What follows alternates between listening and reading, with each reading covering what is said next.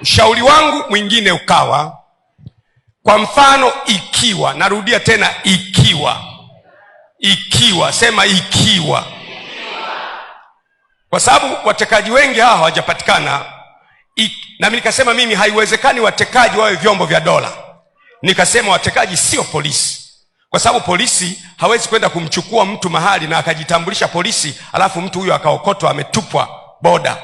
Kuna yule yule kaka wa Kenya Boniface Mwangi, kuna yule dada wa Uganda kaka Boniface Mwangi wa Kenya, na yule kaka dada wa Uganda yule Agatha Tuhaile.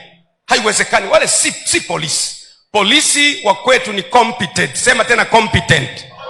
Wale sio idara ya usalama. Idara ya usalama ya kwetu ni competent.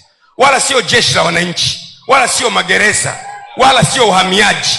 Sio.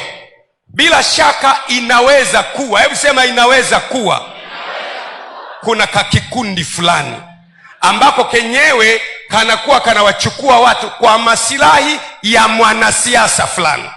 Ndiyo maana nikapendekeza kwamba wakuu wa vyombo vya dola, wa kwanza, wa pili, wa tatu, wa nne, wale ambao wanapatikana kwa influence ya taasisi ya rais, ndiyo rais awe anawachagua, lakini akitaka kuwatoa apeleke hoja kwenye kamati ya ulinzi na usalama na mambo ya nchi za nje ya bunge, ili wabunge tuone huyu mkuu wa chombo cha dola asije kuwa anatolewa kwenye nafasi yake kwa sababu ametetea masilahi fulani ya taifa, ili kwamba taifa liwe salama, ili vyombo vya dola wawe na uwezo wa kutulindia maono zetu siku zijazo.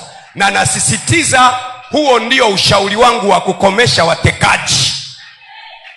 Kwa sababu chombo cha dola, kwa mfano, natoa mfano, kwa mfano chombo cha dola kimeona kumbe anayeteka watu ni kakikundi kale, alafu chombo cha dola kikaenda, kumbe kakikundi kale ni kakiongozi fulani wa kisiasa, katashindwa.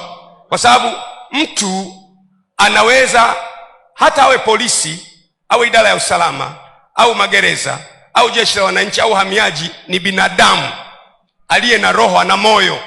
Akiambiwa utafukuzwa kazi, ana familia, ana watoto, ana maisha, ana mama yake, ana baba yake, utaogopa. Akifukuzwa wa kwanza, wa pili, wa tatu, wa nne, wa tano, atakayekuja atakubali. Hii ni Bazo TV. Tafadhali usisahau kusubscribe, kulike, comment na kushare ili uwe wa kwanza kupata matukio yote.